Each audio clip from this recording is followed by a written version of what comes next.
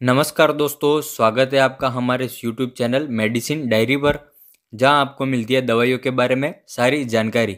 अगर आप भी दवाइयों से रिलेटेड जानकारियां चाहते हैं तो हमारे चैनल को सब्सक्राइब कर लें। तो दोस्तों, आज के इस वीडियो में हम बात करने वाले हैं विटकोफोल सिरप के बारे में, जिसका उपयोग एनीमिया होने पर किया जाता है। यानी जब खून की कमी हो जाती है तब इस सिरप का उपयोग किया जाता है। और इसके अलावा इसका उपयोग और किन किन कंडीशंस में किया जाता है, इस सिरप को लेने का डोज क्या होता है, इसके साइड इफ़ेक्ट्स क्या हो सकते हैं, तो इसके बारे में सारी जानकारी आपको इस वीडियो में मिलने वाली है। तो आप वीडियो में लास्ट तक बने रहिए।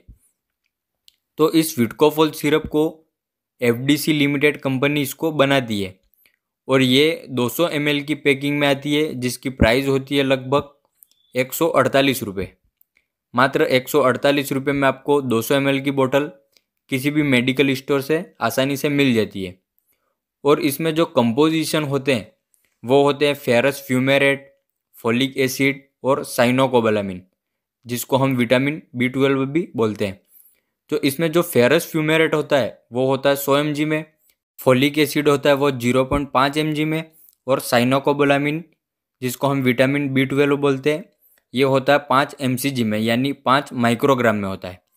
इसके बाद हम बात करते हैं इसके यूजेस की, विटकोफोल सिरप के यूजेस की, इसका उपयोग किन किन कंडीशंस में किया जाता है।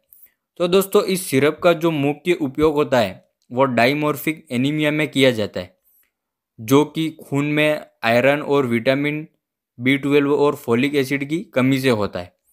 एनीमिया होने पर क्या होता है, रेड ब्लड सेल्स में रेड ब्लड सेल्स की कमी हो जाती है। तो रेड ब्लड सेल्स हमारे शरीर में ऑक्सीजन को ले जाने का काम करते हैं, मतलब कि विटकोफोल सिरप हमारे शरीर में खून को बढ़ाने का काम करती है और साथ ही वजन को बढ़ाने में भी मदद करती है। इसके अलावा किसी व्यक्ति को जब पोस्ट ऑपरेटिव या ट्रोमेटिक एनीमिया हुआ हो, यानी किसी ऑपरेशन के बाद या किसी एक्सीडेंट के बाद ब्लड लॉस हो गया हो, खून की कमी हो गई हो, तब आप विटकोफोल सिरप का उपयोग कर सकते हैं। इसके अलावा किसी महिला को पीरियड्स यानी मासिक धर्म में ज़्यादा ब्लीडिंग हो रही हो, तब भी उनको ये सिरप दे सकते हैं।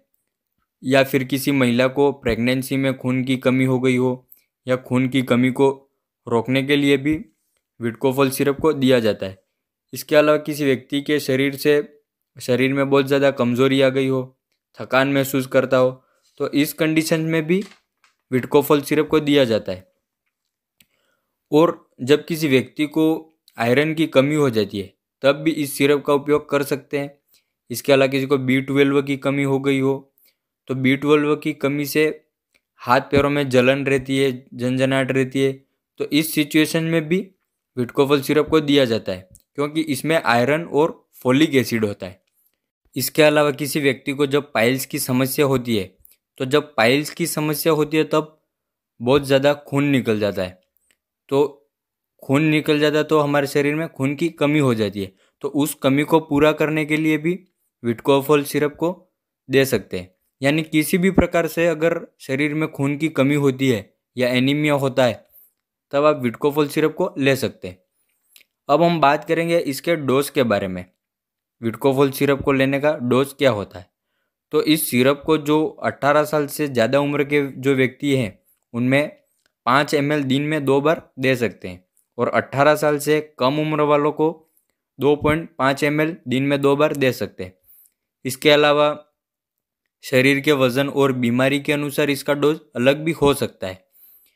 और अगर इसके ड्यूरेशन की बात की जाए तो इस सिरप को 20 से 30 दिन तक लेना होता है, लेकिन बीमारी के अनुसार इसको ज़्यादा लंबे टाइम तक लेने के लिए भी डॉक्टर सलाह दे सकते हैं। इसलिए हमेशा इस सिरप को डॉक्टर की सलाह के बाद ही लेना चाहिए। और 5 साल से कम उम्र के जो बच्चे होते हैं उनमें ये सिरप नहीं देनी, उनके लिए विटकोफोल ड्रॉप आती है, उसका भी मैं अलग से वीडियो बना दूंगा। तो नेक्स्ट अब हम बात करेंगे इसके प्रिकॉशंस की, इस सिरप को लेने से पहले क्या क्या सावधानियां रखनी चाहिए। तो विटकोफोल सिरप को लेने से आधा घंटा पहले और आधा घंटा बाद में चाय या कॉफ़ी का सेवन कभी भी नहीं करना है। इससे क्या होगा कि जो आप सिरप विटकोफोल ले रहे हैं उसका जो इफ़ेक्टिवनेस है वो कम हो जाएगा, वो इतना असर नहीं करेगी।